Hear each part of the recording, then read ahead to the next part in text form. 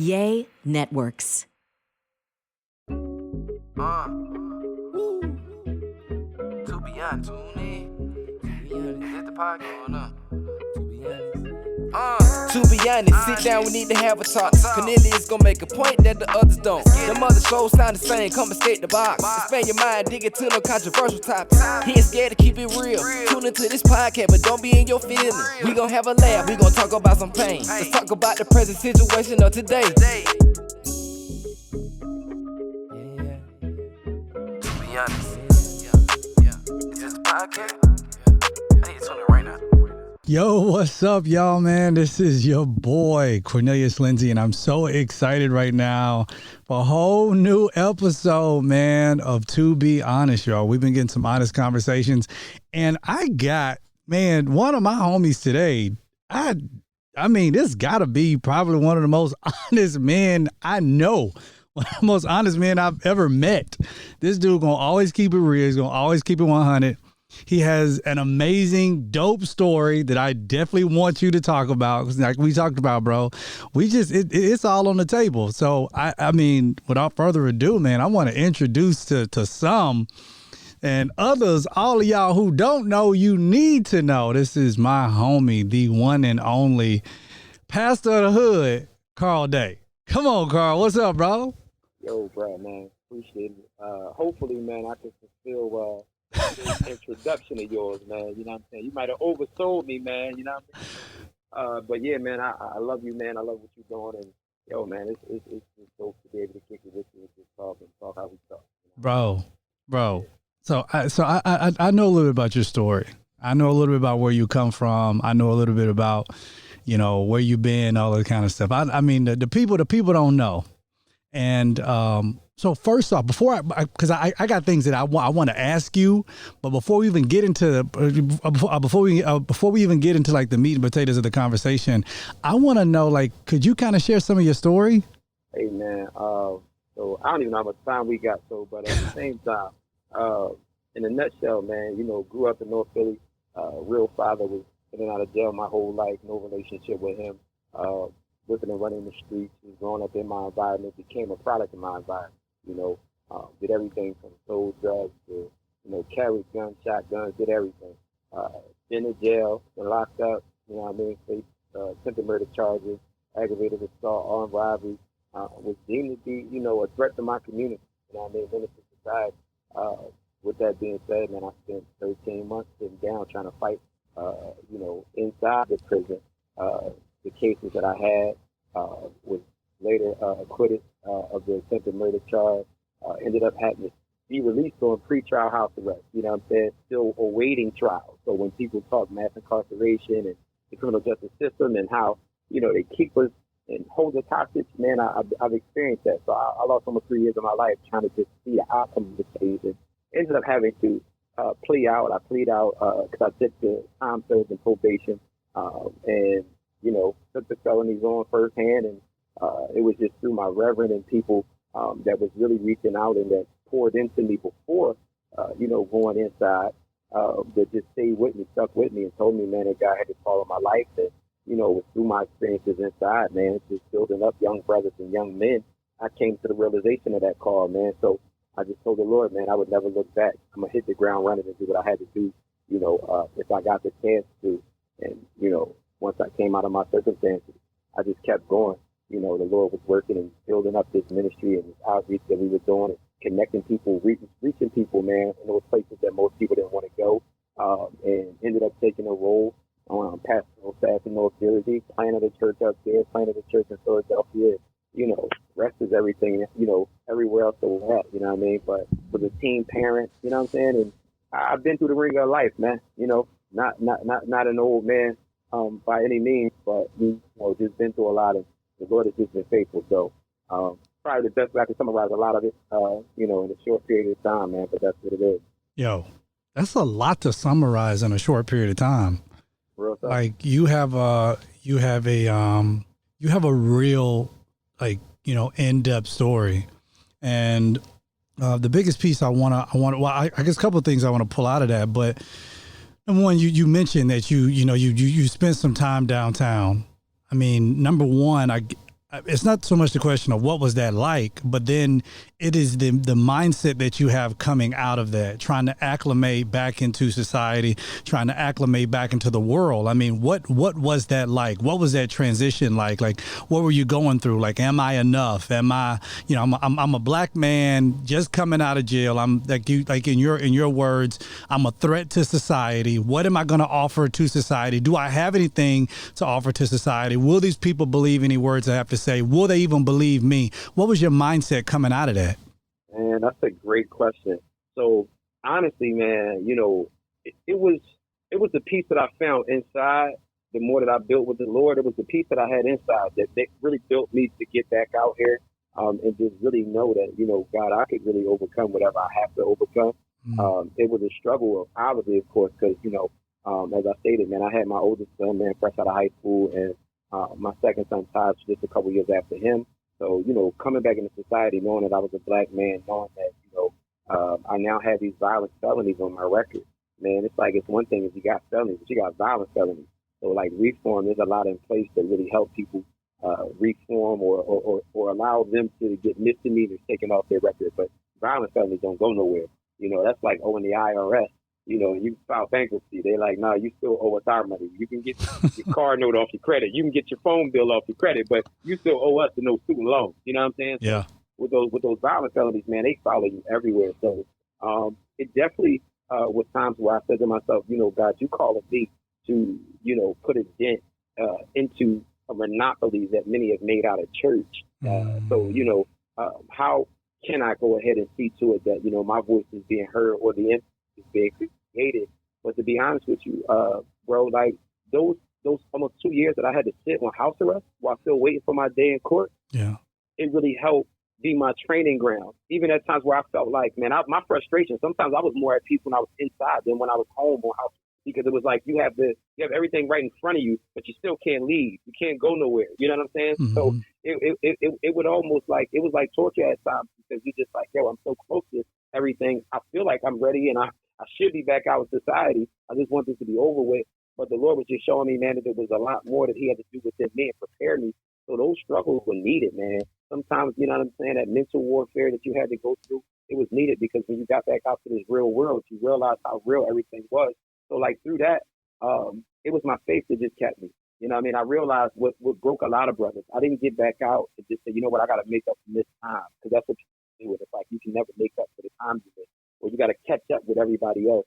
I just told myself that, you know, Lord, if I sat in there with the same outfit on every single day, you know, naturally materialism could just fall away from me, because that thing didn't have a hold on me. If I could survive a year, if I could survive 2 years, 3 years, you know what I'm saying, without having a lot of those things, it helped change my mindset towards everything else that was out there in the world. So I was just, you know, I came with a different perspective, because again, that's what the Lord did. You know what I mean? I was able to get out and say, I'm not out here competing with other men. Yeah. I need to be out here long term for my family. You feel me? So that's how I kind of fought through everything, man. Man. So now you have a family, you have a wife. I mean, you got some amazing kids, bro. Like what is that like now with you coming from the background that you came from, you know, with you and your wife raising your children, I would believe to be in a completely different environment that you were brought up in. Like what is that like now as a father, as a parent? Like what is that like now, you know, inside of your house, to kind of mold them in the way that you believe they should go, and then praying that, you know, everything that you experience that they don't have to experience? Man, listen, it's totally different. And I'll tell you the beauty in it. And I don't even want to get to the point where I'm like over spiritualizing everything, but it's just the truth. But it's like the beauty in it of just having Christ at the center of things for me, showed me the difference in raising my children. So like growing up, you know, when I had my two sons prior, I was just like, I'm going to do everything my dad didn't do, because my real dad wasn't around. Mm. And I had to, you know, that's one thing that, you know, jail and everything else had to do. It recalibrated me, because that's what the Lord did for me, and showed me you can't use him as your measuring stick. You know what I'm saying? Because for people that's not around for you, man, you can take your kid out to go get ice cream, and you already been a better father than him. But that's still falling far short of God's benchmark of what fatherhood looks like, what manhood looks like. So the fact that, you know, the Lord renewed my mind and my perspective, it allowed me to become a totally different person, a more passionate, you know, compassionate person towards my children, towards my wife. So, and it changed how I respond to certain things. And it was because of those past experiences that mistakes that I've made, I've been able to show my son, because my oldest son now is taller than me. You know what I'm saying? I ain't tall. I ain't taller, you know that. But, with that being said, he's 17. So a lot of the mistakes that I've made, I'm very appreciative of that I've experienced it, because I'm telling him, you be 18 next year. You ready to have your first kid? And he's like, nah, Dad, I ain't ready for that. I said, listen, and I had to, though, at your age, So think about why, when I say what I say to you, there's a why behind what I'm saying to you. Make sure that you being mindful of who you're around. Understand the circle of people can affect and impact the way that you think and ultimately the way that you operate, because that's what happened to me, getting swallowed up into my environment. You don't want these things for yourself. So I'll tell you, my older sons really are truly the beneficiaries of really seeing the change, because they were around.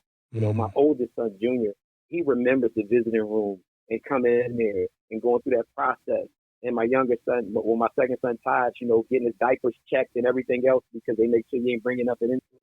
Wow. So now seeing their dad, on the news frequently, seeing their dad being honored and awarded in this city, seeing their dad, having squabbles with the president and all kinds of stuff. So they've actually gotten to see the difference and truly be blessed. My wife met me on the other side when I knew Christ, but she saw the shift. She saw the difference between, I guess, people she dated previously, and what it looks like to date and be in love with somebody that really loves God. So it's night and day, man. Night and day. So I'm grateful.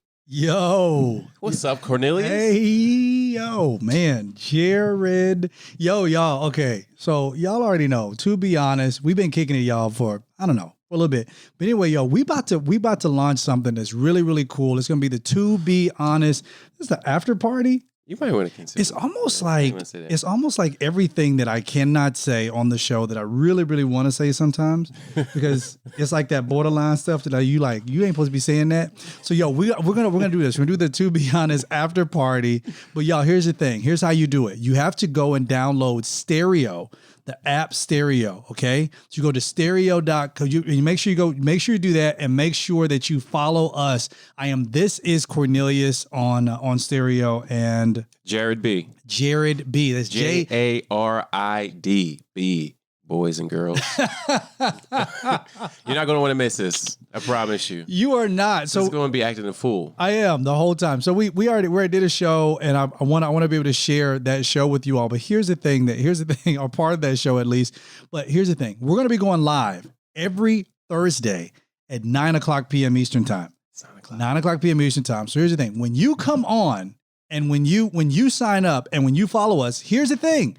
You will be notified every time we go live. Now, we're going to be live Thursday at 9:00 p.m. Eastern time anyway. Regardless. However, there may be times that we go live. Just off the cuff. Off the cuff. Because sometimes we just have some off the cuff conversations. There got to be some times you might be listening to my podcast and you are like, yo, I want to say something, or I would like to comment something, or I would like to do something. Well, now you can. That's why I love this app too, because you can actually leave a comment, a voice comment, and we can play it live right then and there. Oh my gosh. That means y'all can actually say something back to us. Don't be saying nothing crazy.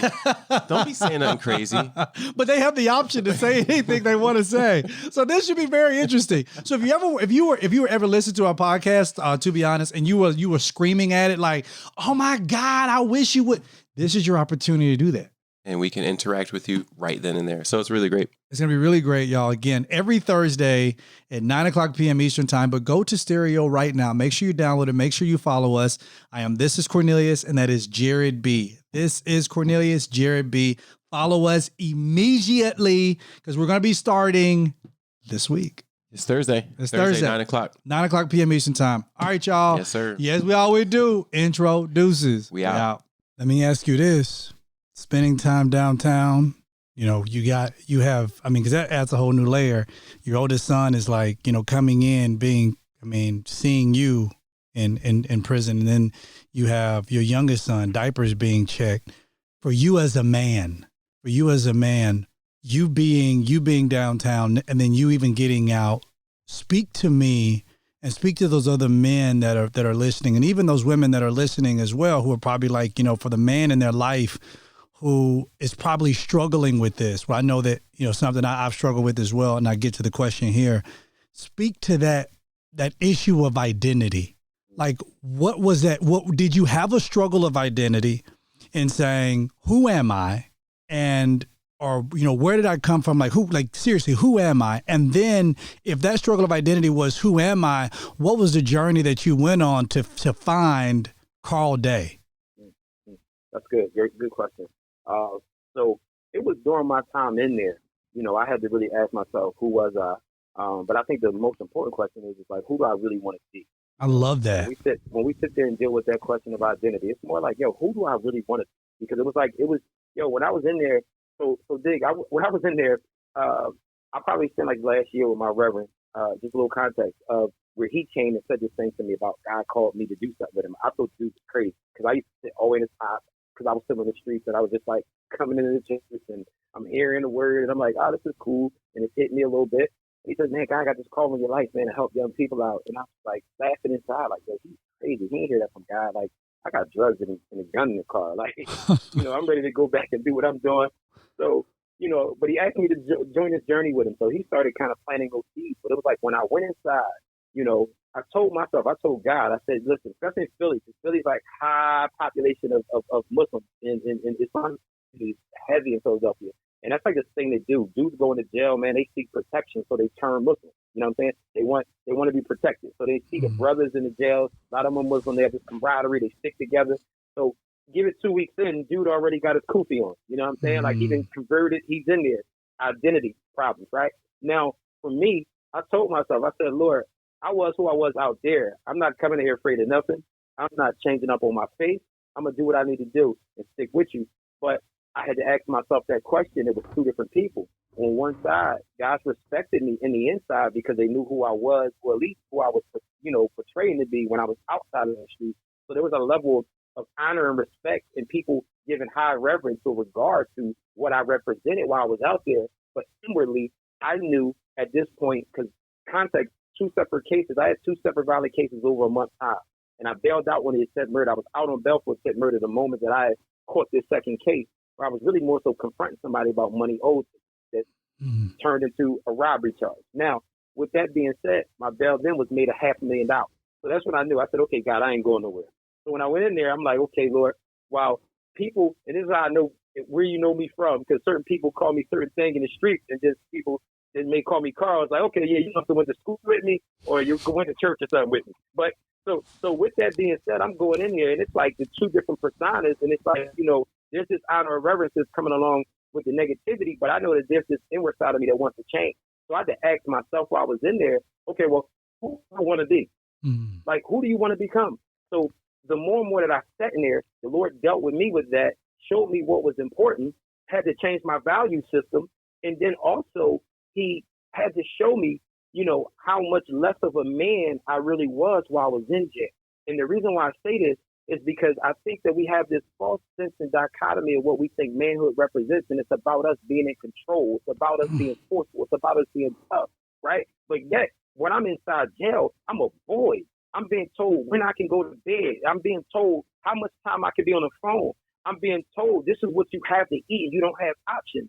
I'm watching my children come visit me, and there's absolutely nothing I can do to change their life on the outside. In fact, I'm in a position now where I have to take from them or have to make that choice. Do I take from them because I have to say, yo, can y'all send me money so I can go ahead and go to commissary? I feel like a boy. So in there, I was like, God, you know what? This ain't who I'm going to be. This ain't who I'm going to be. I'm a man. You called me to be a man. So through that, I had to take that thing from Genesis and Revelations and had to realize and understand what God called the man to be. And I just said, this is what I'm going to be. Because this right here, when you inside these doors, man, you're a boy. You ain't, man. Bro. So that right there made the switch, man. Bro, would you even saying that? Like, and when I say that, what I'm talking about specifically is that you were mentioning kind of being inside of that cell, or being locked up, and it was like they're telling you what to do.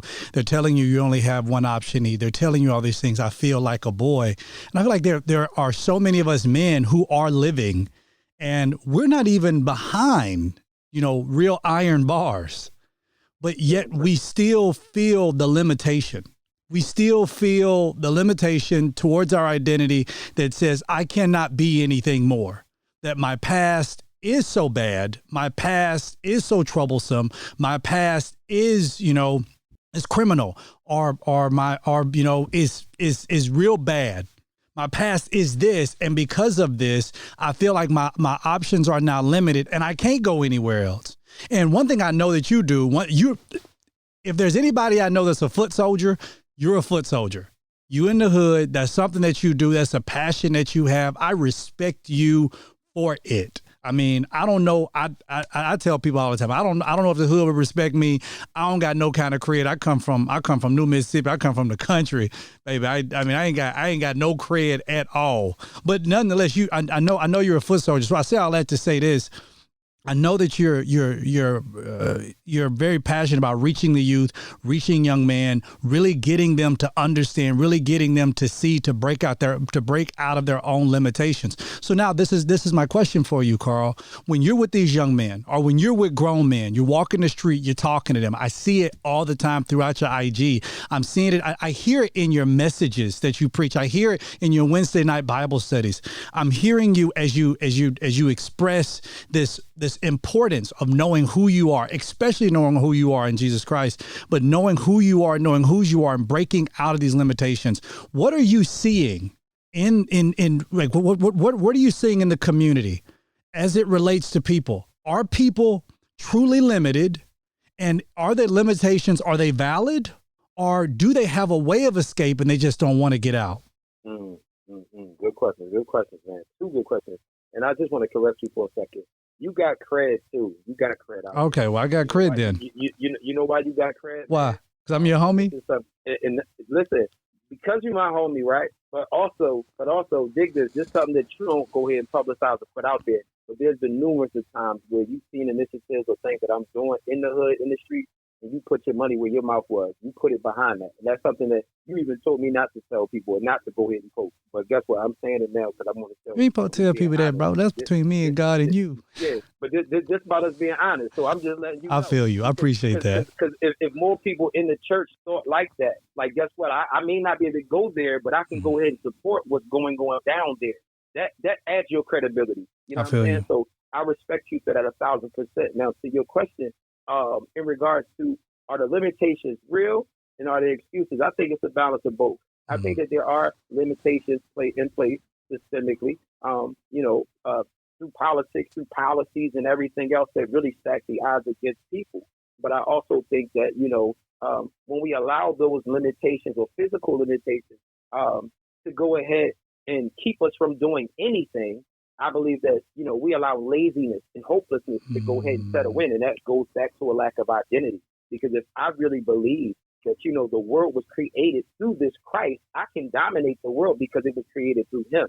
So regardless of what's going on, and that's why I constantly stay in the middle of the hood, because I want these brothers to know I'm not special.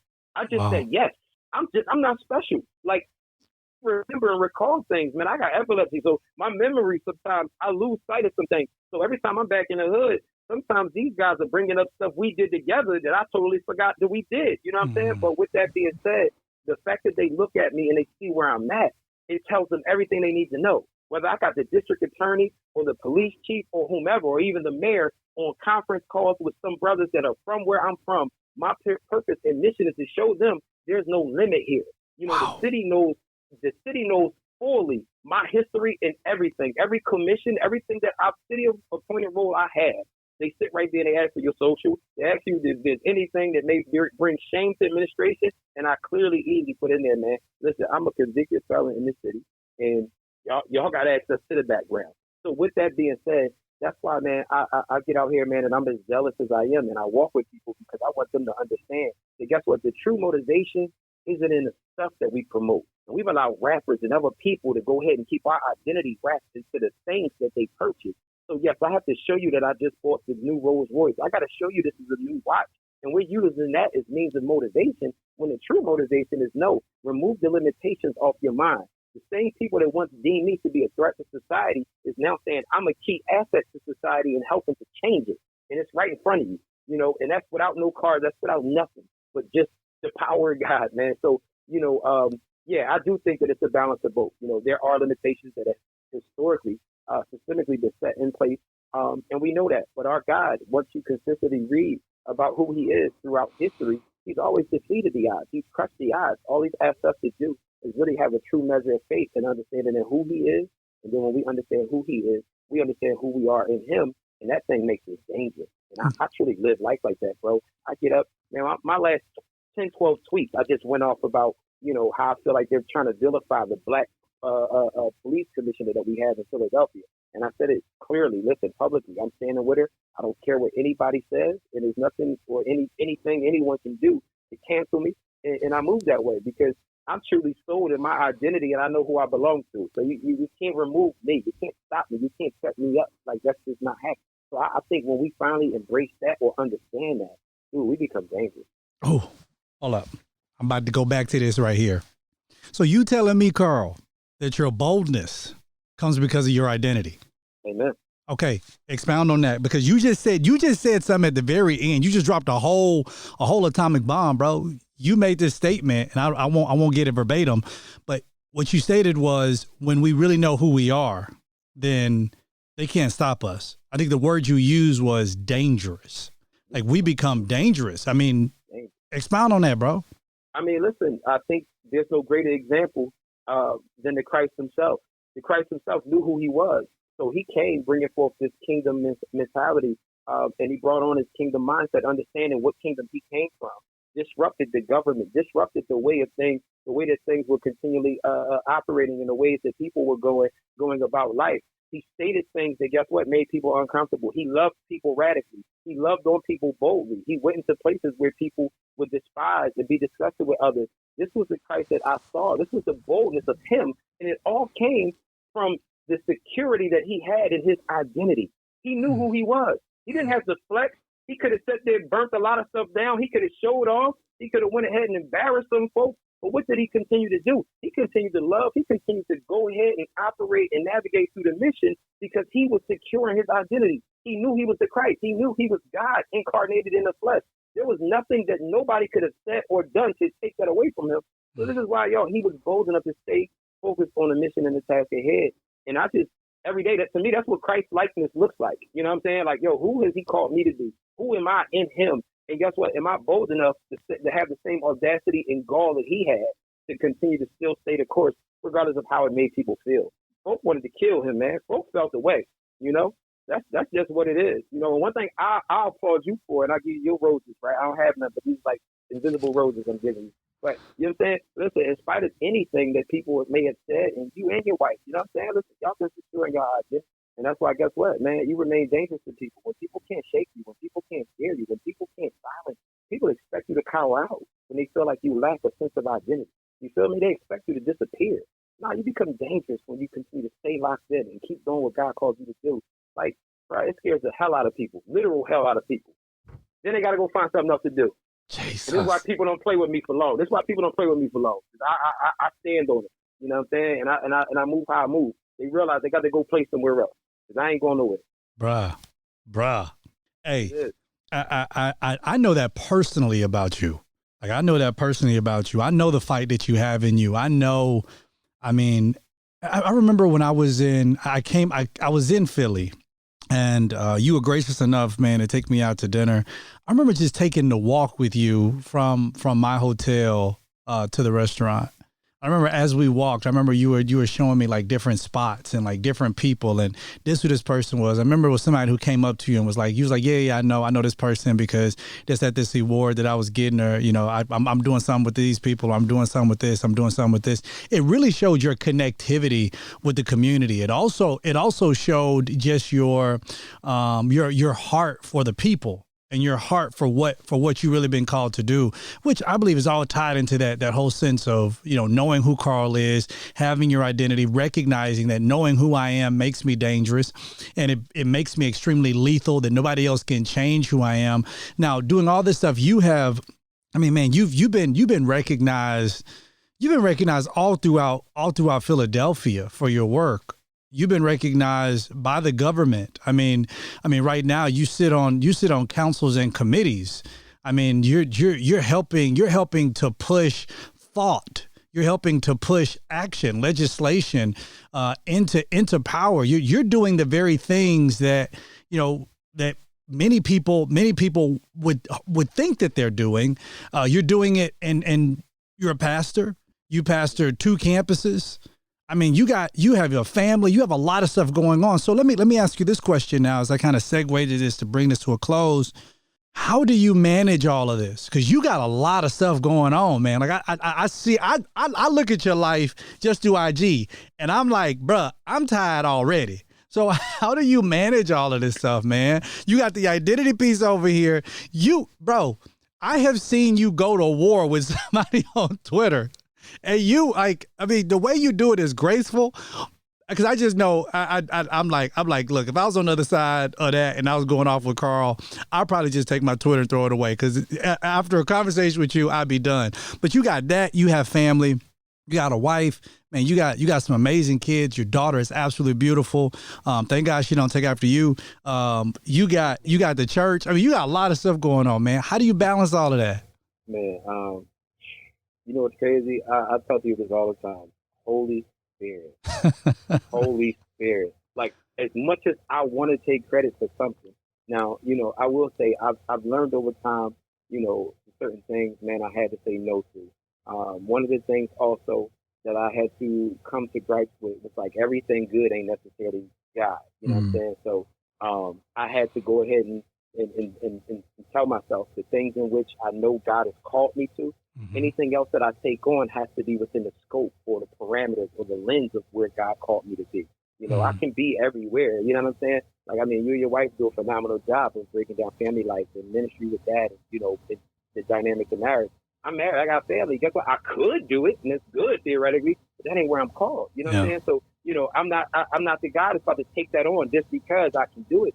So for me, every seat, every committee I'm on, and all that kind of stuff, it's all right in alignment with everything that I'm trying to do. When I say hood, man, like hood, this way. When I say hood, listen, that's an acronym, a place where the hopeless, oppressed, outcasts dwell. That's what that HOD means. Hold on. Say it again. The hood is a place where the hopeless, oppressed, outcasts dwell. That's the hood for me. So everything that represents, or everything where the hopeless, oppressed, outcasts are dwelling, that's where I'm at. So when we start talking things like government policy, things that affect these people. So everything that I discuss when I'm out here barking, and this is why I'm loud as I am on social media, because if I'm talking about police reform, guess what? Who sits on the police reform committee with the police chief? Me. And guess who's going to speak truth to power and say what I got to? Me. Yet when I'm talking about, the issues of reconciliation, racism, and reform in our city, I'm a chair on the mayor's committee of reform and reconciliation pathways, creating the change. When we're talking about justice reform, I'm also on the Truth, Justice, and Reconciliation Commission with the district attorney who presses charges. So therefore, those are things where the hopeless, oppressed, outcasts are affected and impacted by. Therefore, I have to be at the center of that. I have to have a voice. I have to be able to say something to those people as opposed to just tweeting it out. So for me, it's right in alignment with everything that I'm doing. So although it seems like a lot, it's not really an added task or added weight to me. You know what I'm saying? So it's that family life, and my wife's done a great job of seeing to it that, I at least get a day or two to spend with them throughout each week. Those days, they fluctuate. Could be a Monday, could be a Saturday. Most times it is a Saturday. But I just make it my life mission to maintain that balance. I do a lot through prayer. Like, God, listen, how do you want me to move? What do you want me to take on? And again, just Holy Spirit, man, giving me that balance, because I've struggled with it like crazy earlier on, man. So these last few years, though, I look up and don't even realize, like, God, I don't know, how I'm still at peace and I got all this going on. But at the same time, I just look in awe during some weeks, like I really had all of this and got all of it done.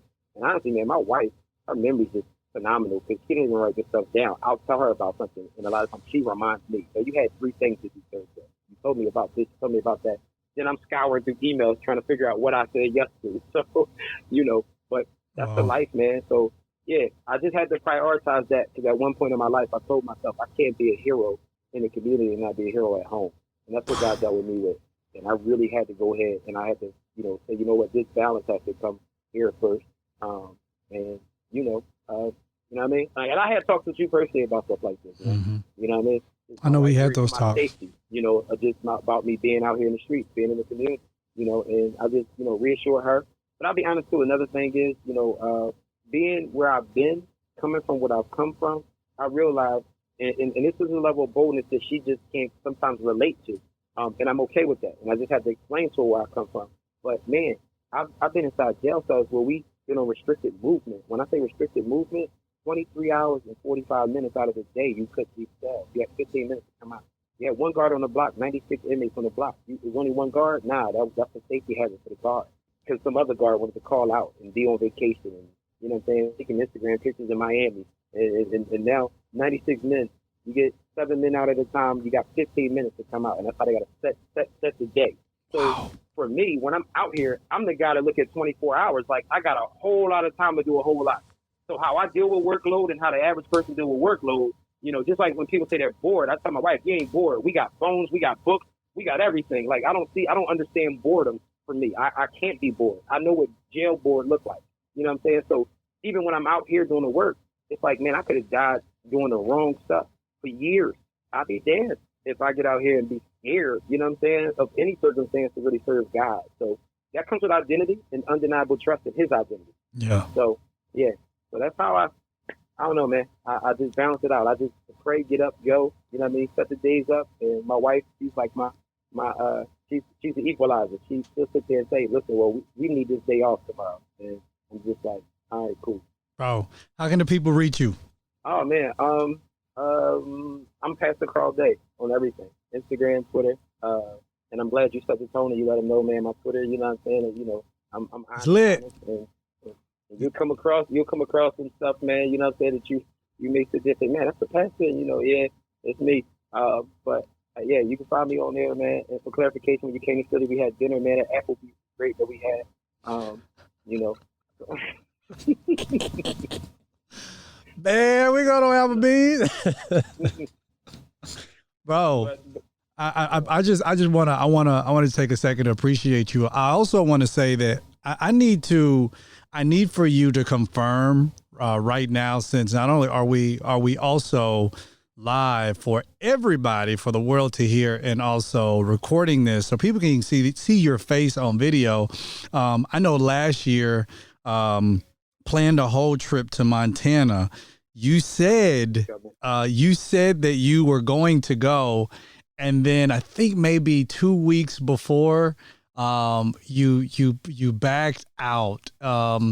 And you know, I'm doing it again this year, and I just want to get a confirmation. I mean, you know, I believe I sent you the dates. It's in October. I don't want to give like the full dates because, you know, I don't need people stalking my style. But you know, it's in October. I just, you know, I need a confirmation, either a yes or a no, right now. So that's unfair what you just did. So. Very unfair.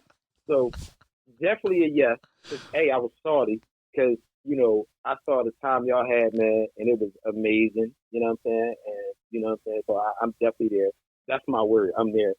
If I'm alive, I'm there. Boy, you better be alive. Yeah, no doubt. I mean, listen, Jesus might come back. Look. So I'm just saying, listen. Look, all y'all prophets and apostles, y'all need to sit down. Be humble and sit down. Listen, man, I'm gonna be there. But also, man, just when you tell it, man, tell the whole thing, man. You said I was off the hills, man, of that political stuff, the election, everything else. I was running around my city, and care nothing about that. That was part of that balance. You gonna ask me that question, and then you set me up, man, with the Montana thing, man. Listen, part of that balance. That balance was rest. Yo, right. I had look, man. I'm like, listen, man, but I'm like, yo, this is the first time I'm about to get off. I ain't gonna be able to listen. I'm like, I ain't gonna be able to swing. Telling the wife and the kid, yo, I'm dipping, man. You know what I'm saying? I'll see y'all later. I'm going to Montana real fast. I had to take that little time, man. Mm-hmm. So listen, all right. I'm there in October. Well, good, man. I got to make sure. I sent you the dates, right? No, you didn't. Oh, well, then my bad. Oops, my bad. So I'm gonna send you the dates, man. I need a. Me on a do not contact. Never that, bro. Like from the moment I got the dates, I started writing out the list because, you know, like now for the Montana trip, because we've already kind of solidified a foundational base of guys who went last year. Now I got to make sure that whoever goes this year, like you got to match the vibe. Because if you get there and you too much like John, like the Apostle John, you may not like it. So we're gonna need some Apostle Peters. It's gonna need to be. I'm Peter all the way. We're gonna need some Peters in the group. Cause yeah, that's just what we need. But bro, hey Carl, man, I love you so much. I appreciate you for joining me on this episode, man. And just being heartfelt and honest about identity, knowing who you are and the boldness that comes along with it. Hey man, love you too, man, and just keep up the great work, man. Keep being bold. You was bold enough in your identity, man, to move on to do what you needed, you needed to do. You know what I'm saying? What you was called to do. I love that about you. I appreciate that, bro. And forget them wanksters out there who think I should have kept doing it. No, I don't want to say that because they're going to be mad. I don't care if they're mad anyway. But nonetheless, they're going to stay mad. Everybody mad, going to stay mad. But y'all, hey, this is your first time joining us on To Be Honest. Make sure you share it. Make sure that you subscribe it. As my boy said, man, make sure you check him out on Twitter, Instagram, Facebook, all of them. Pastor Carl Day. Make sure you check him out. If y'all in Philly, if y'all in New York, y'all in Jersey, y'all in, all them states, just right there in that whole area right there. You need to check out Culture Changing Christians. You need to check out his church. Man has some fire word. He preaches Bible study on his Instagram. He gives the word on his Instagram. Make sure you check him out, man. Not only is just an advocate for people, but you heard his heart in the street. So y'all, make sure y'all check him out, man. I love this guy. I love him to heart. I endorse him 1,000%. Carl, I love you. God bless each and every one of y'all. Do not miss To Be Honest, the after party over on the Stereo app. We'll be going live every Thursday at 9:00 p.m. Eastern time. I'm going to have my boy Jared B with me. He's on there as Jared B, y'all. This is Cornelius. I need you to download Stereo app right now. Follow This is Cornelius. Also follow Jared B. To Be Honest, we're going to be doing the after party every Thursday at 9:00 p.m. We want to make sure that we hear from you. So if you have something to say, you've been wanting to say something, talking to the podcast, and you think you're talking to me, but I ain't heard it. I ain't heard you say it. So now you get a chance to say everything you got to say. Just tell me and Jared, hey, this is what I got to say, and say what it is you got to say. This is an opportunity for you to also have some interaction with me and have some interaction also with Jared. So Stereo is the app for live social conversations, and we want to talk directly with you, the listeners. You can join our show, ask questions about pretty much anything, as long as it's honest, as long as it's authentic, as long as it's good, and share your experiences and also your opinions. We want to hear everything. That means download now and join us live this week, this Thursday, 9:00 p.m. This is Cornelius, Jared B. Make sure you do that. The link to our show is in the description. All right, y'all. As y'all know, intro, deuces. We out.